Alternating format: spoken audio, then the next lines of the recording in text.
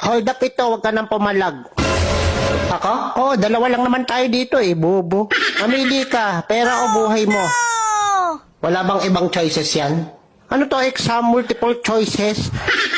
Ay, sakit sa kalin. Yung buhay ko, binigay ko na sa asawa ko. Yung pera ko, kinuha na rin niya. Hold upper ka ba o nang-aasar? Wala ganun? Hindi ka binibigyan ng pera? Nang-aasar ka yata eh. Oh, sorry na. Hindi ko naman alam eh. Pagod ako. Galing ako overtime oh. Pag sahod ko, wala naman ako nakukuha. Tapos, wala ganun. Kahit pamasahe. Ha? Pag mag-hold up ka, huwag ka na bang asar? Grabe naman affected mo. Ako-hold up mo, yung walang asawa, walang pamilya, ganun. Ano yun? Tatanungin ko muna kung may asawa, wala.